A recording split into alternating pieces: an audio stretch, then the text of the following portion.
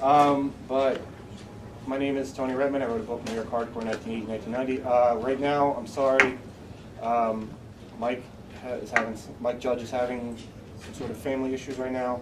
He says he said he was going to be here. We're still waiting for him, so I'm just going to. Sorry, you can throw tomatoes or Tool CDs at me, whatever you want to do. But until the book, can I just borrow somebody's book? Thanks, appreciate it. 1980-1990.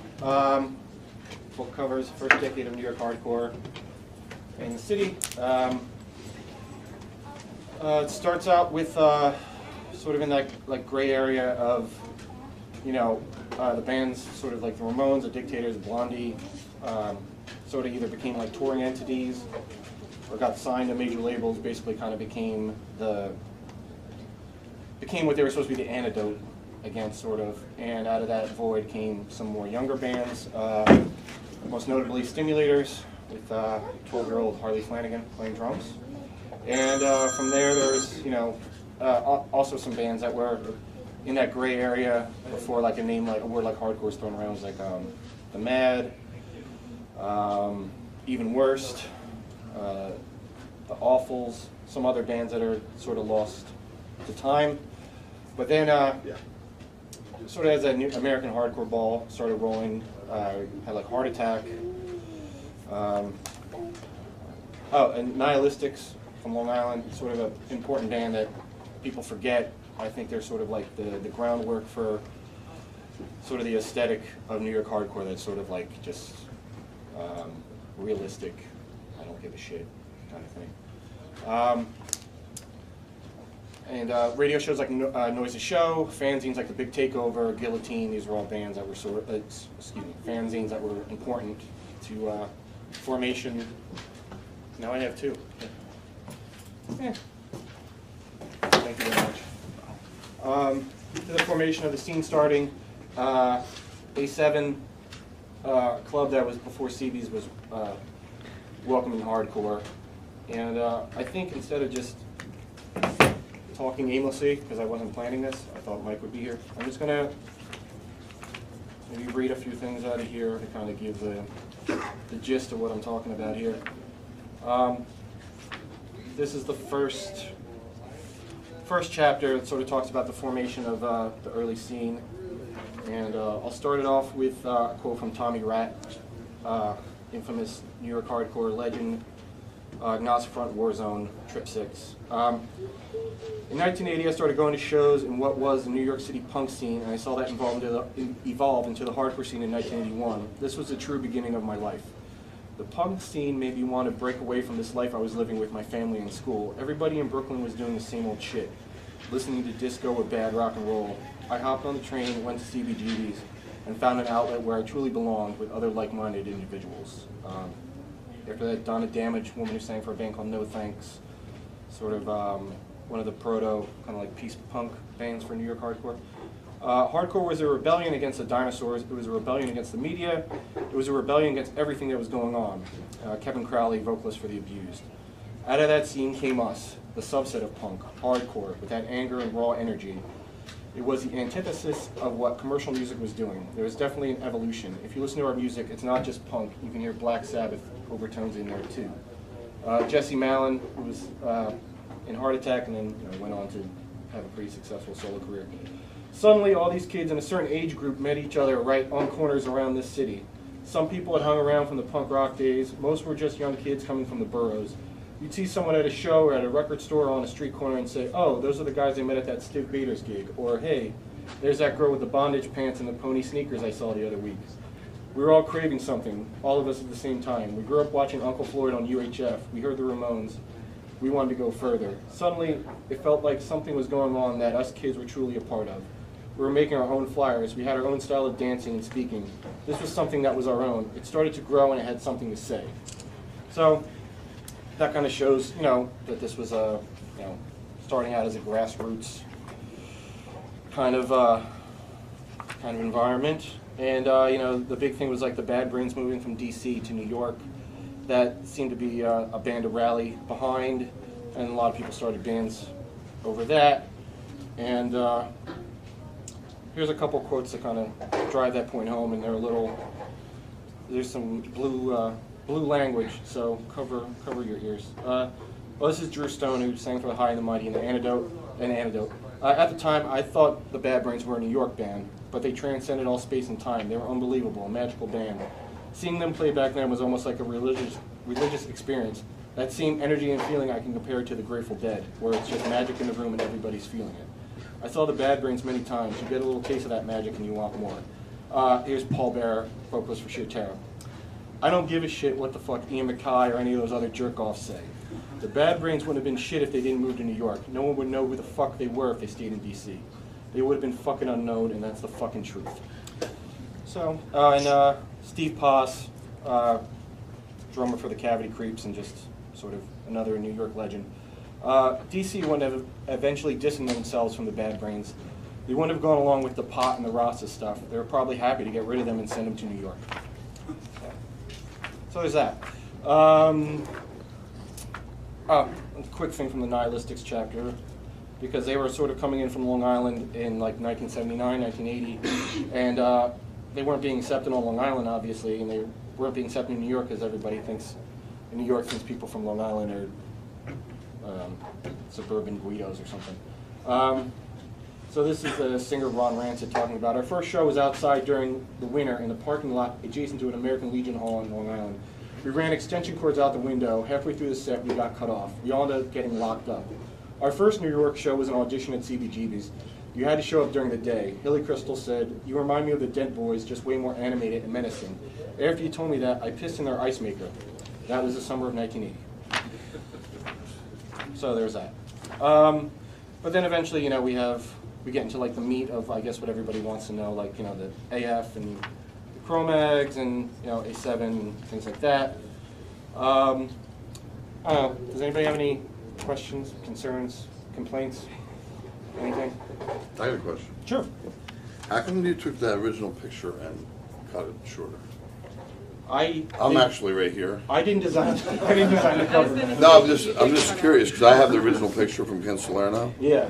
And I know this guy behind me. He's like no longer in the picture. Oh. I was just curious. That's all. Oh, I don't know. I mean, they just did that to fit it on the cover. I think. I don't think it was anything malicious. Yeah, it's fine. I don't know. I mean, yeah. Yes, sir. Yes. What's something that you didn't know going into the book that you really struck out, stood out to you after interviewing everybody?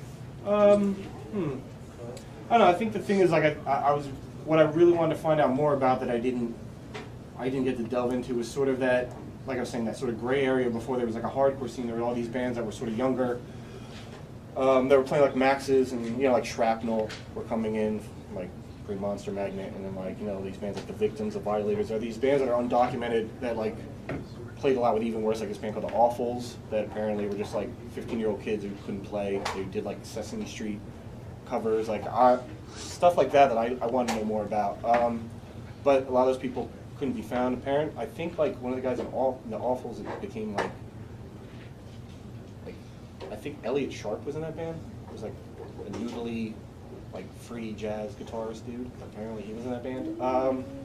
So that gray area is kind of interesting because a lot of those people were hangovers from like punk rock, and even then like like hardcore is supposed to be this thing that like punk rock is supposed to wipe a slate clean, and then hardcore came like you can wipe the slate clean with punk, like punk wasn't cool.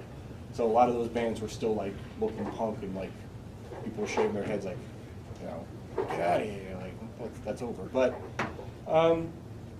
there's other funny Billy Psycho stories,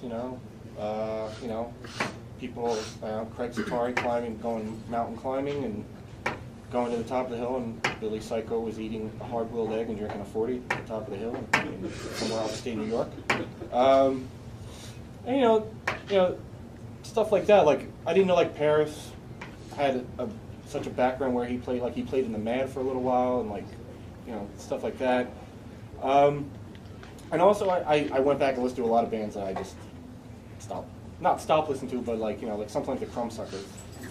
That sounds great to me now. Like then I was just like, this is too noodly. Like there's a lot of a lot of bands I didn't listen to the first time around. A lot of like later bands that I didn't pay attention to that I started to like. But I don't know if that answered the question. I don't know. If you wanted like a good fight story, I'm sorry. But, And just to follow up. yes. Yes, sir. Is there something that you didn't have room for in the book that you would Oh like yeah. to? Yeah, I mean, like if it was up to me, like the whole thing is like you gotta like separate the personal, sort of like.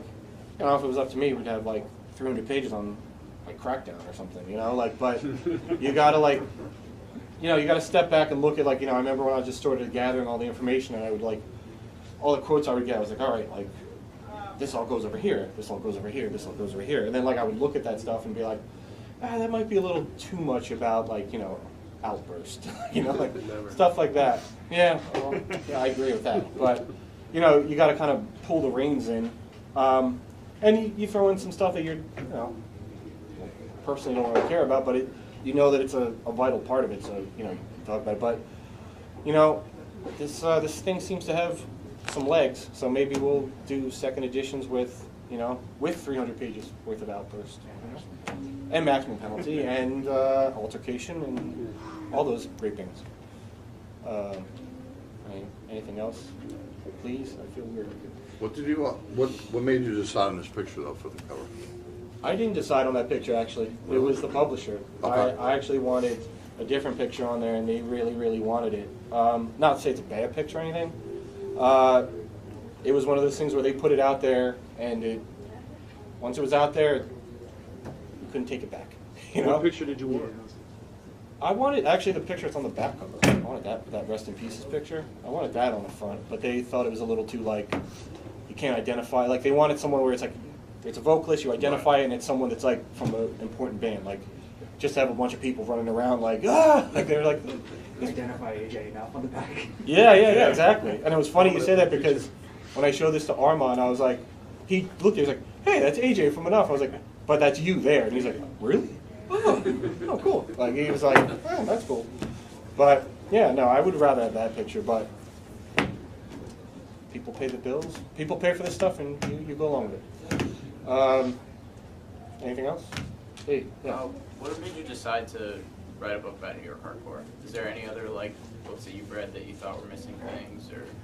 Well, it kind of, I think, it wasn't on purpose, I think, but it just happened that way. It's like, you know, that American hardcore movie, I'm not like dissing it, but like it seemed like the Midwest, it was, you know, cover like SSD, and then it was like, oh, there's something going on in the Midwest, and they showed like 10 seconds of negative approach, like, and I think there was that, and I think there was also like, anything that was about New York was more like about, whatever, like the physicality of it, or like, these guys are crazy, and like, what about the music? Like, music's good, why can't we talk about that? It was more like, here's a picture of Bags outside, like, biting someone's finger off, like, I don't know, like, I just think the two things that I wrote about were just two scenes that were super important to, whatever, the evolution of the music, but didn't really get what they deserved, and I wrote this article for the Village Voice about a A7 reunion show that happened in like 2008. I just ended up doing too many interviews than I should have because I was just really excited to do it.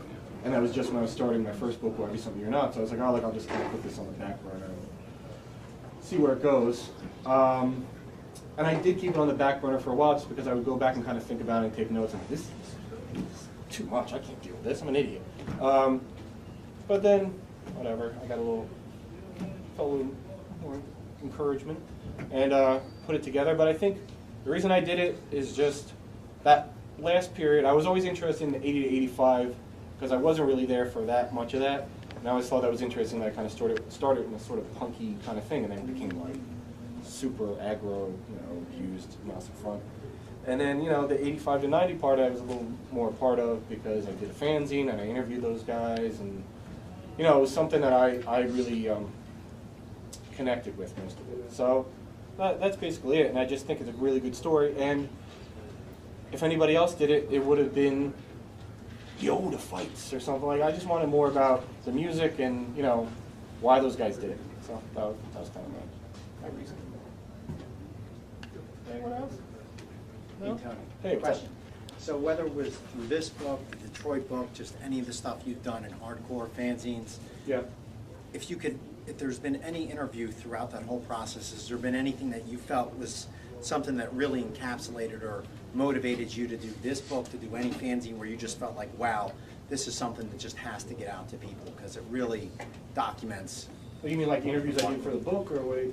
Just in general, whether it's with this book or anything. Jeez, I don't really remember much about doing interviews like when I was a kid for a fanzine. Like I remember like things about it, but I remember ever being like blown away by any statement anybody said. I just don't think I was. I don't think I was bright enough to take it all in at that point. But as far as doing this book, there's one interview that sticks out for me is with Dwayne Rossingel, who ran Some Records, because he was like an older guy. It's not like he really had any connection with this stuff. It wasn't like he was going to see these matinees or something. He was just like a guy that was like, these kids need an outlet. They need a place to sell this stuff. They need a place to hang out. They need a place to exchange, ideas. It was like a cultural hub. And he was just sort of the lightning rod, or whatever you want to call it, to attract all these kids. And without him, they've said it. There's interviews in the book where like guys from Sick of It All said, we wouldn't. The first day we came in there, he bought 20 of our demos. Like, what sane person buys 20 of anybody's demo? Like he just had like a blind, blind encouragement for these kids, just because he thought it was important. These kids were doing this, knock over a bunch of silver Sharpies. So I think out of this book, I think his is the most important because it really talks about like the spirit of the music rather than like, whatever the shows or the moshing or moshing, what have you. So yeah, I think that's kind of like my favorite one because it was hard. Like, it doesn't really talk much, so it was cool for him to do that. Hey, how's it going? Were there any bands that were difficult to contact or difficult to interview?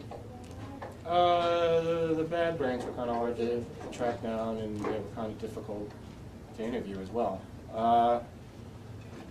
But there's certain people that just, you gotta keep like kind of plowing through it. Like someone I think of that I like 10 times we were like, all right, we're gonna do this interview, never came to anything, was like Tommy Victor and Prong, and like just people that are busy and work. So it was never anyone being like, screw you, I don't want to talk to you. It was more like timing and busy, me trying to do stuff, them trying to do stuff. But again, hopefully this is something that we can go back and, retract, put more stuff in, Yep. Any bands that you have discovered through the writing of this book that you think should be mentioned in New York hardcore but aren't necessarily considered? Well, like just not like bands that nobody's really ever heard of, but you think are important to the scene and the time. Well, yeah, there's tons of those. I mean, I don't know, but I mean, this is all like preaching to the converted. I think like whatever, like altercation, outbursts, and I think as far as the early stuff, like I said before, I think the Nihilistics are a band that like no one really points a finger to as being like super important of the way the music sounded and the lyrical content and just this really like I don't give you like realistic lyrical content and there's other people again from that earlier period that were really important in just getting that information outside of New York, like the Mob. I think are a band that don't get the recognition they deserve because Jack was a guy that was the first guy to, hey, I'm going to press my band's record, and then he was the only guy in New York that would try to get out-of-town bands to come in and play, and then hey, we're going to go play with Jerry's Kids, we're going to go play with Minor Threat. Like, I think that guy doesn't get the respect he deserves for like trying to be that guy, like trying to be like the Ian MacKaye or the Al Burrell or like the Corey Rusk of like the one guy in the scene that's going to like, because he gave money, he gave money for Urban Waste to do their record. Agnostic Front paid for their own records, but he took like 500 of them and distributed them all across the country. Like, so as far as an individual, I think that guy doesn't get the acknowledgement that he deserves. But I mean, that whole late '80s part of New York hardcore, all those demo bands, all the bands, most of the bands on the New Breed, like like stuff like that, because they were like sort of. It's funny now when you think about it, like those bands were like bands that were like third on a bill, but now people think like the great, like biggest thing in the world, and so as time went on, a lot of those bands became influential. Like, you know, the altercations, even like Pressure Release, or I guess we're half New York, half Connecticut, you know, and all those, you know, things like that.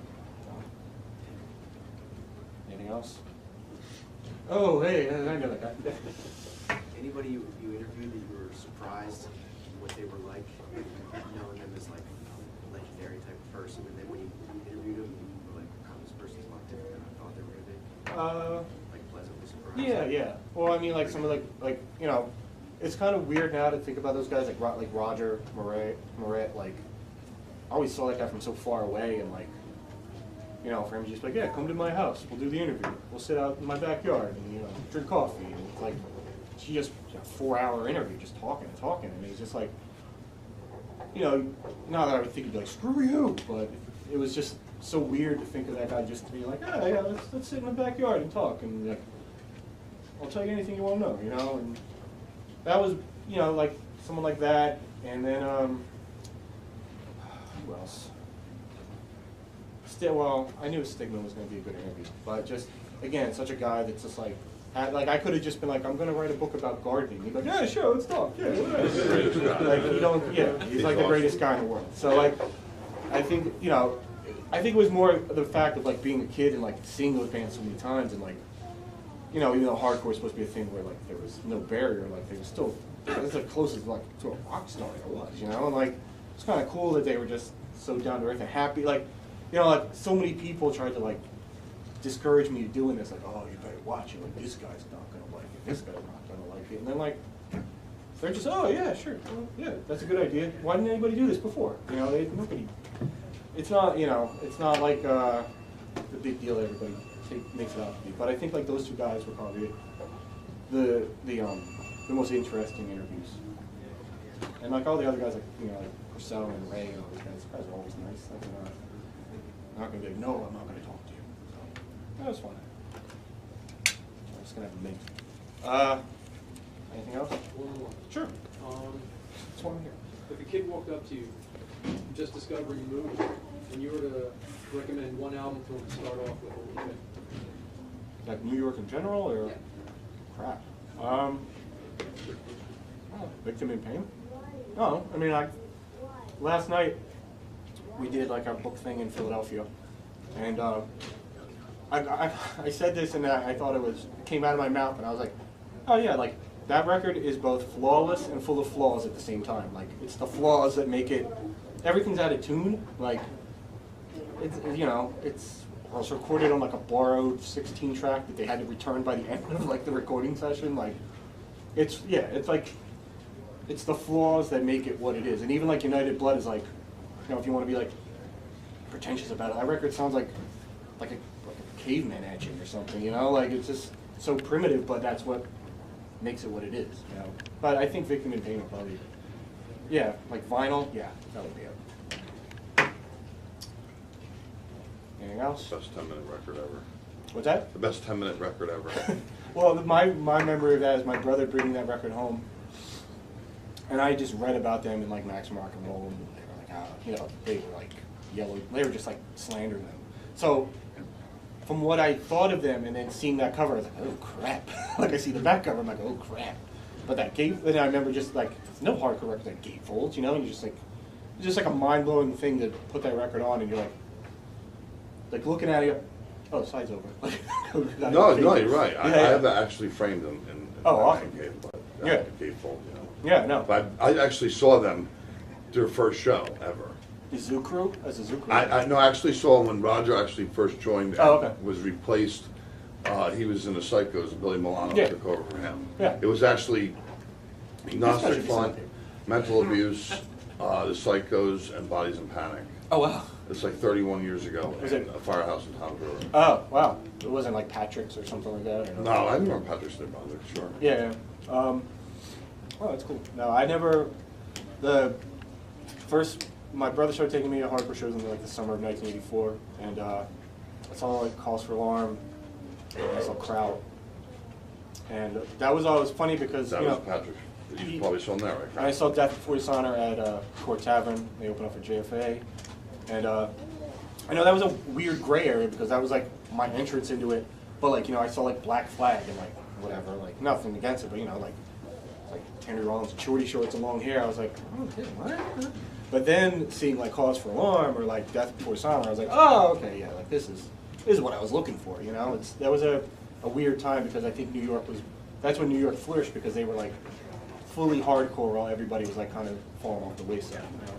It was like, you know, the whole thing with the City Gardens and going back and forth, you know what I mean, to the shows. Yeah, yeah. I mean, City Garden, you know, you went to a matinee on Sundays. I mean, I go back with Jimmy Gestapo, all them guys, and it's like, I looked at, you know, skimming through the book, and it's like, it's just a great memory, you know what I mean? Like, Sundays, I mean, if you could come on bloody on the train, It was a good time. You know what I mean? Yeah. Cool. All right. Is that enough prodding? Anything? Anybody? No? No? No? Good. Okay. Well, I'm sorry about Mike. Beyond my control. Maybe he'll show up when we're all leaving. Yeah, he still hasn't got back in touch with me. So I apologize for that.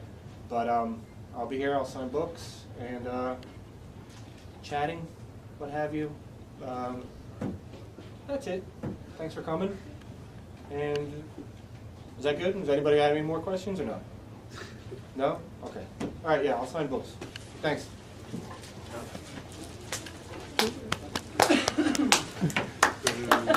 Yeah, that was a little discouraging.